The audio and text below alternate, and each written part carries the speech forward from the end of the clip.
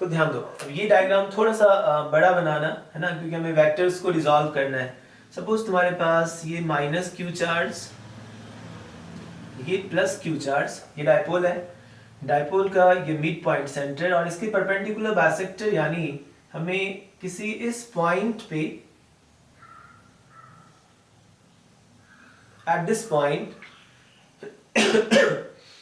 Electric field की value calculate करनी है ऑन द परपेंडिकुलर बाइसेक्टर। एक सेकंड ये डायग्राम ड्रॉ करना।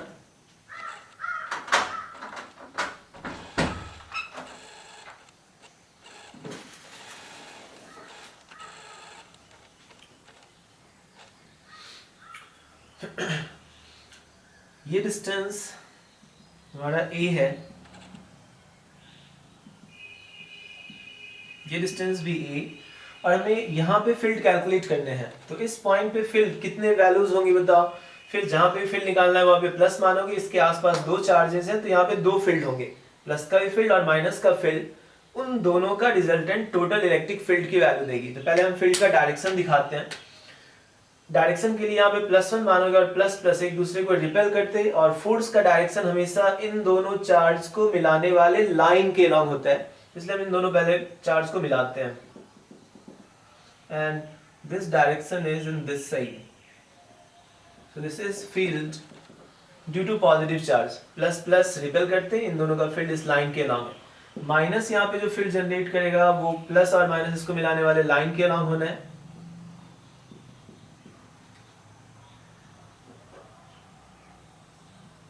This electric field is E2। तो पहले हम लोग जिस पॉइंट पे फील्ड निकालना है वहां पे कितने फील्ड लग रहे हैं वो दिखा दिए, यानी कितने फोर्स लग रहे हैं वो काउंट किए। अब E1 एंड E2 फिर बोर्ड के एग्जाम में लैंग्वेज लिखोगे, अब हम बता चुके हैं जब भी बोर्ड में एग्जाम ये एक्सप्लेन करो, जो भी डायग्राम लिख रहे हो उसके बारे में बताओ, तुम E1 क्या मान रहे हो, E2 क्या मान रहे हो ना। लैंग्वेज नहीं लिखोगे तो फिर मार्क्स कट होंगे। अब हम लैंग्वेज थोड़ा सा कट करेंगे। E1 is field due to plus charge, E2 is field due to minus charge, ये तुम्हें बोर्ड के एग्जाम में साइड में लिखना है। अब E1 का मैग्नीट्यूड बताओ कितना है। E1 की वैल्यू कितनी होनी है, ये डिस्टेंस r कंसीडर कर रहे हैं, डायपोल से r डिस्टेंस पे फील्ड निकालना था।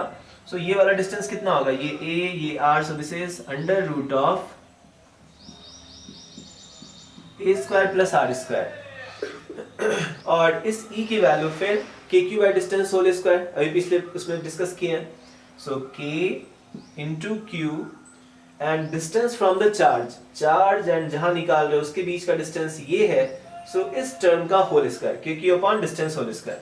सो distance part is under root of a square plus r square, so this whole square, so it is kq upon r square plus a square. ये electric field plus charge के कारण आया। Minus के कारण बताओ field की value कितनी होनी है। तो जो तुम्हारा वैल्यू है E2 का, ये भी सेम आएगा क्योंकि ये डिस्टेंस भी उतना ही है, ये a ये r, so this is under root a square plus r square. So the value of A2 is k into q। क्या यहाँ पे माइनस क्यू रखे, चार्ज का साइन रखो नहीं है ना, क्योंकि चार्ज का मैग्नीट्यूड रखते हो। So k into q upon this distance whole square, और ये भी value r square plus a square के इक्वल आनी है। तो हम लोग E1 एंड E2 की वैल्यू जानते हैं। अब इसका हमें रिजल्टेंट निकालना है। तो रिजल्टेंट निकालने के लिए पहले ये बताओ, ये दोनों वेक्टर का मैग्नीट्यूड सेम है या डिफरेंट। दोनों मैग्नीट्यूड सेम है ना, और इक्वल वेक्टर्स का मैग्नीट्यूड कहां से पास करेगा, मैग्नीट्यूड तो निकालेंगे, डायरेक्शन किधर होता है, इक्वल वेक्टर के मैग्नीट्यूड किधर से होते हैं डायरेक्शन वाइज, बाइसेक्टर। सो हम लोग इसको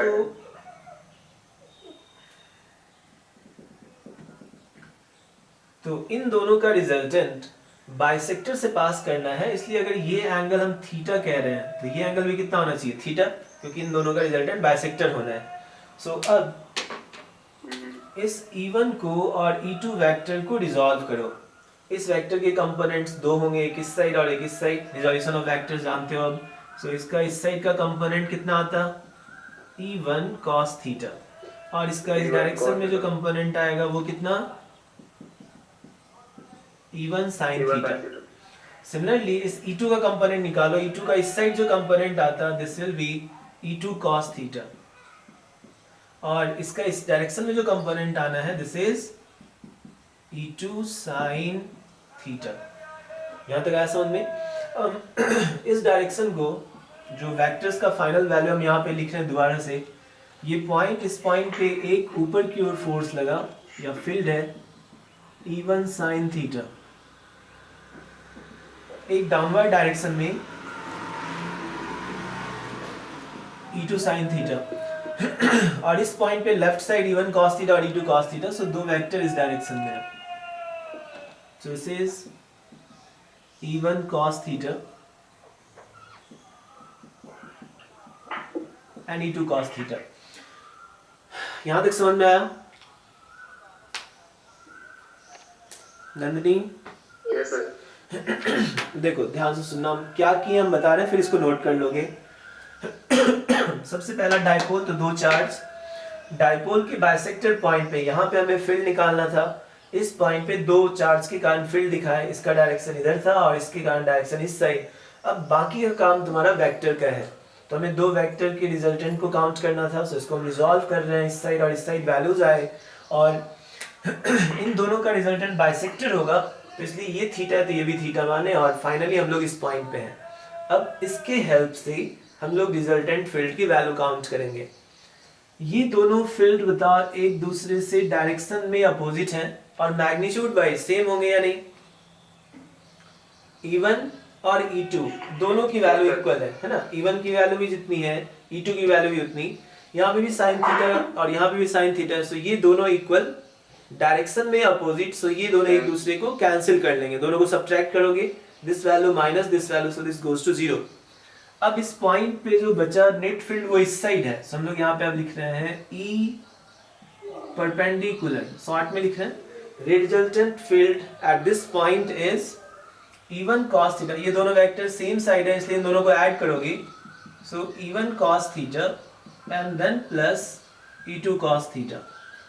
अब E1 E2 सेम है, E1 की वैल्यू हम रखे तो लंबा हो जाएगा, E2 को भी E1 मान ले रहे हैं, दोनों सेम है, सो यहाँ पे भी E1 cos थीटा, ये भी E1 cos theta, so this comes out 2 times E1 cos theta. E1 E2 magnitude में इक्वल थे। अब वैल्यू रखो 2 इंटू E1 की वैल्यू कितनी है, k cube upon r square plus a square and the value of cos theta. cos theta के लिए अब देखो, cos थीटा की वैल्यू निकालने के लिए हमें किस में जाना होगा, किसी न किसी राइट एंगल ट्रायंगल में। ये थीटा अभी इस साइड कोई ट्रायंगल नहीं बन रहा, लेकिन ये लाइन और ये लाइन पैरेलल है, so this angle is theta, so this angle is also theta. अब हम लोग थीटा को किसी राइट एंगल ट्रायंगल के अंदर लेके आ गए, ये राइट एंगल ट्रायंगल है और इस ट्रायंगल से cos थीटा निकाल सकते हैं। cos थीटा कितने के इक्वल, b अपॉन h, सो हाँ, तो थीटा के लिए ये